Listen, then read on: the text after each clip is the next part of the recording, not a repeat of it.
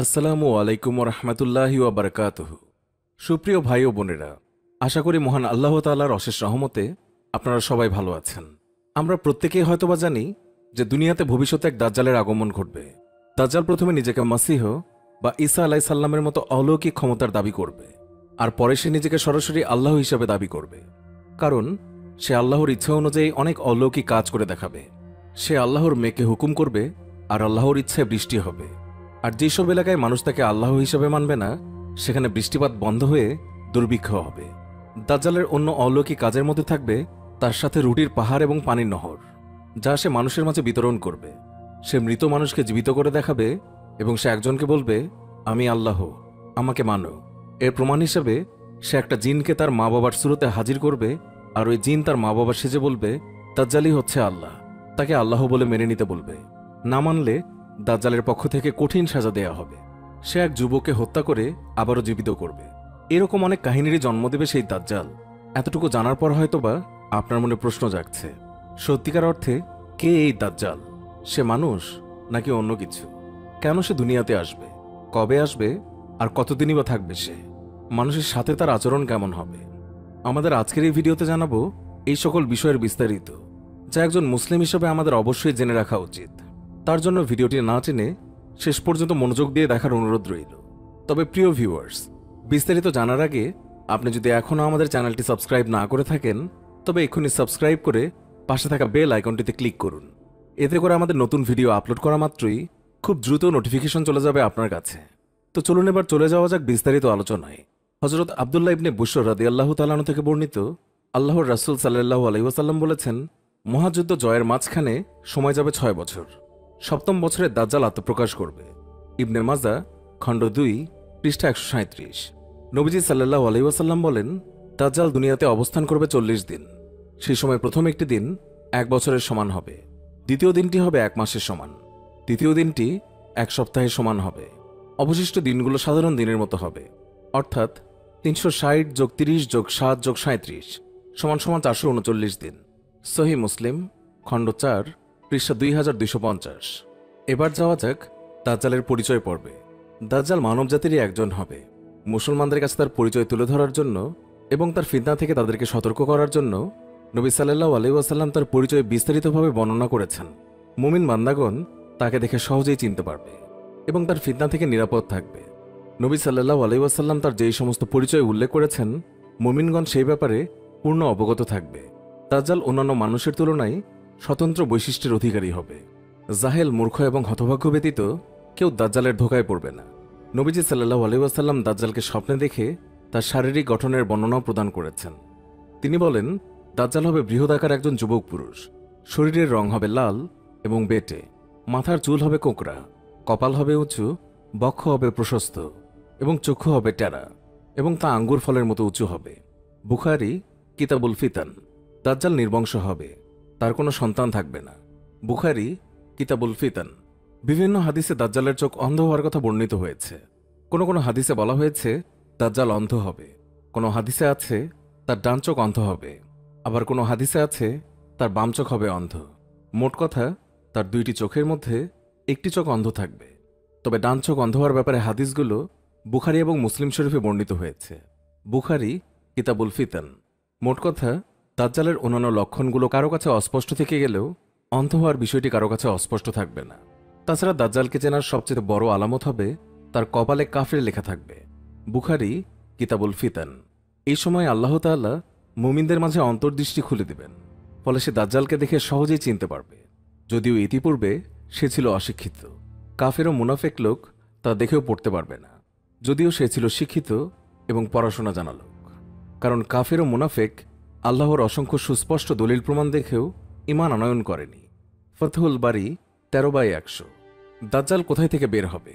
দাজ্জাল বের হওয়ার স্থান সম্পর্কেও রাসূলুল্লাহ সাল্লাল্লাহু আলাইহি ওয়াসাল্লাম বর্ণনা দিয়েছেন। সে পূর্ব দিকের পারস্য দেশ থেকে বের হবে। সেই স্থানটির নাম হবে খোরাসান। সেখান থেকে বের হয়ে সে সমগ্র দুনিয়া ভ্রমণ করবে, তবে মক্কা এবং মদিনায় প্রবেশ করতে পারবে না। ফেরেশতাগণ সেদিন মক্কা মদিনার প্রবেশপথে তরবারি নিয়ে পাহারা দেবে। নবী করিম রাসূলুল্লাহ সাল্লাল্লাহু আলাইহি ওয়াসাল্লাম বলেছেন, পূর্বের কোনো একটি দেশ থেকে দাজ্জালের আবির্ভাব ঘটবে, যার বর্তমান নাম খোরাসান। তিরমিজি অধ্যায় কিতাবুল ফিতান। সহিহ হাদিসের বিবরণ অনুযায়ী দাজ্জালের জন্য মক্কা এবং মদিনাতে প্রবেশ নিষিদ্ধ থাকবে। মক্কা এবং মদিনা ব্যতীত পৃথিবীর সকল স্থানেই সে প্রবেশ করবে।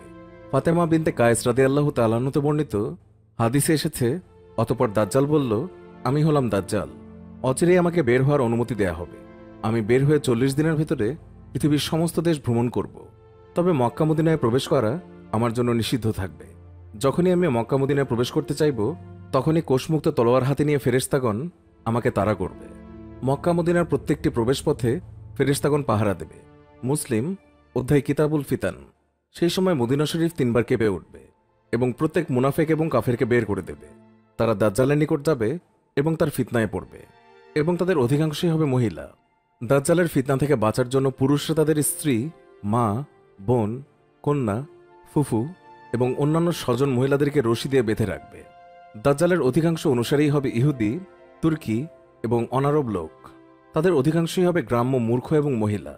ইহুদিরা মিথ্যুক কানা দাজ্জালের অপেক্ষায় রয়েছে। তাদের বিশ্বাস অনুযায়ী দাজ্জাল হবে তাদের বাদশাহ। তাদের নেতৃত্বে তারা বিশ্ব পরিচালনা করবে। নবীজি রাসূলুল্লাহ সাল্লাল্লাহু আলাইহি ওয়াসাল্লাম বলেছেন, দাজ্জালের অধিকাংশ অনুসারী হবে ইহুদি এবং মহিলা।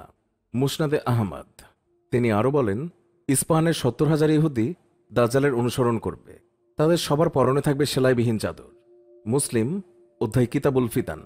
গ্রাম্য অশিক্ষিত লোকেরা মূর্খতার কারণে এবং দাজ্জালের পরিচয় সম্পর্কে তাদের জ্ঞান না থাকার কারণে দাজ্জালের অলৌকিক ক্ষমতা দেখে তারা ফিতনায় পড়বে। মহিলাদের ব্যাপারটিও অনুরূপ হবে। তারা সহজেই যে কোনো জিনিস দেখে দ্রুত প্রভাবিত হয়ে পড়বে। বিপরীতে কারা দাজ্জাল থেকে নিজেকে রক্ষা করতে পারবে, এই নিয়ে একটি ঘটনা জানলেই সহজেই বুঝতে পারবেন। হযরত আবু সাঈদ খুদরি রাদিয়াল্লাহু তাআলা আনহু থেকে বর্ণিত, নবী করিম সাল্লাল্লাহু আলাইহি ওয়াসাল্লাম ইরশাদ করেছেন, দাজ্জাল আত্মপ্রকাশ করলে ঈমানদার ব্যক্তিদের মধ্যে একজন যুবক তার কাছে যাবে। তার সাথে দাজ্জালের প্রহরীদের দেখা হবে। তারা তাকে বলবে, কোথায় যাওয়ার ইচ্ছে করছো? যুবক বলবে, আমি এই আবির্ভূত ব্যক্তির কাছে যেতে ইচ্ছা করছি। প্রহরীরা বলবে, তোমার রবের প্রতি কি তোমার ঈমান নেই? সে বলবে, আমাদের রবের ব্যাপারে তো কোনরূপ গোপনীয়তা নেই। তারা বলবে, একে হত্যা করো। কিন্তু তাদের মধ্যে কেউ কেউ বলাবলি করবে, তোমাদের রব কি তোমাদেরকে তার অগোচরে কোনো ব্যক্তিকে হত্যা করতে নিষেধ করেনি? সুতরাং তারা তাকে দাজ্জালের কাছে নিয়ে যাবে। যখন মুমিন ব্যক্তি দাজ্জালকে দেখবে, তখন সে সঙ্গে সঙ্গে বলবে, হে লোক সকল, এ তো সেই দাজ্জাল যার প্রসঙ্গে রাসূলুল্লাহ সাল্লাল্লাহু আলাইহি ওয়াসাল্লাম বলে গেছেন। এরপর দাজ্জালের নির্দেশে তার দেহ থেকে তার মাথা বিচ্ছিন্ন করে দেয়া হবে। তার পেট ও পিঠ উন্মুক্ত করে তাকে পেটানো হবে, আর বলা হবে, তুমি কি আমার প্রতি ঈমান স্থাপন করো না? উত্তরে মুমিন ব্যক্তি বলবে, তুমি তো সেই মিথ্যাবাদী মসীহ দাজ্জাল।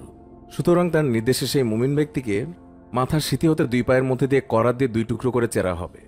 দাজ্জাল তার দেহের 2 অংশের মধ্যে দিয়ে এদিক ওদিক দিয়ে যাতায়াত করবেন।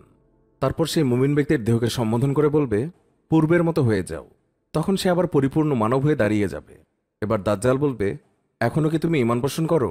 সেই সময় মুমিন যুবকটি বলবে, তোমার সম্পর্কে আমি এখন আরও প্রত্যক্ষ অভিজ্ঞতা অর্জন করলাম। সে মানুষদেরকে ডেকে বলবে, হে মানব মণ্ডলী, আমার পর এ আর কোনো কিছুই করতে পারবে না। দাজ্জাল পুনরায় তাকে হত্যা করতে চাইবে, কিন্তু আল্লাহ তার ঘাড়কে গলার নিচের হাড় পর্যন্ত পিতলে মুড়িয়ে দেবেন। ফলে সে তাকে আর হত্যা করার কোনো উপায় পাবে না। বাধ্য হয়ে সে তার 2 হাত এবং 2 পা ধরে ছুঁড়ে ফেলবে। মানুষ ধারণা করবে দাজ্জাল তাকে আগুনে নিক্ষেপ করছে, কিন্তু প্রকৃতপক্ষে সে বেহেশতে নিক্ষিপ্ত হবে। রাসূলুল্লাহ সাল্লাল্লাহু আলাইহি ওয়াসাল্লাম ইরশাদ করেছেন, এই ব্যক্তি বিশ্বজগতের রব আল্লাহর কাছে মানবদের জন্য সবচেয়ে উন্নত স্তরের শহীদের মর্যাদা লাভ করবে। মুসলিম শরীফ। এমন ঘটনা জানার পর অবশ্যই আপনার মনে ভয় ঢুকে গেছে। ভাবছেন, এমন দাজ্জাল থেকে কিভাবে রেহাই পাব? প্রিয় ভিউয়ার্স, নবী সাল্লাল্লাহু আলাইহি ওয়াসাল্লাম দাজ্জালের ফিতনা থেকে রেহাই পাওয়ার উপায়ও বলে দিয়েছেন। তিনি তার উম্মতকে একটি সুস্পষ্ট দিনের উপর রেখে গেছেন, সকল প্রকার কল্যাণের পথ প্রদর্শন করেছেন এবং সকল ধরনের অকল্যাণের পথ থেকে সতর্ক করেছেন। উম্মতের উপরে যেহেতু দাজ্জালের ফিতনা সবচেয়ে বড়, তাই তিনি দাজ্জালের ফিতনা থেকে কঠোরভাবে সাবধান করেছেন এবং দাজ্জালের লক্ষণগুলো সুস্পষ্ট করে বর্ণনাও করেছেন, যাতে মুমিন বান্দাদের জন্য এই প্রতারক, ধোঁকাবাজ এবং মিথ্যুক দাজ্জালকে চিনতে কোনরূপ অসুবিধা না হয়। ইমাম সাফারাইনি রাদিয়াল্লাহু তাআলা আনহু বলেছেন, প্রতিটি বিজ্ঞ মুসলিমদের উচিত তার ছেলে মেয়ে, স্ত্রী পরিবার এবং সকল নারী পুরুষদের জন্য দাজ্জালের হাদিসগুলো বর্ণনা করা। আমাদের পরবর্তী কোনো ভিডিওতে এই নিয়ে আবারও আলোচনা করা যেতে পারে, যদি আপনারা আগ্রহ দেখান। প্রিয় ভিউয়ার্স, এমন ধোঁকাবাজ ও মিথ্যাবাদী দাজ্জাল থেকে বাঁচার উপায়সহ দাজ্জালের নানান ইস্যুতে পরবর্তীতে আরও ভিডিও দেখতে চাইলে ভিডিওটির কমেন্ট বক্সে অবশ্যই ইয়েস লিখুন, আর মতামত জানাতে ভুলবেন না আমাদের আজকের ভিডিওটি নিয়েও। সেই সাথে ভিডিওটিতে অবশ্যই একটি লাইক দিন এবং অনেক অনেক শেয়ার করে আপনার পরিচিত মুসলিম ভাই বন্ধুদেরকে দেখার সুযোগ করে দিন। ইসলামের আরও এমন অজানা তথ্য নিয়ে নিত্য নতুন ভিডিও পেতে আমাদের চ্যানেলটি সাবস্ক্রাইব করে আমাদের সাথেই থাকুন।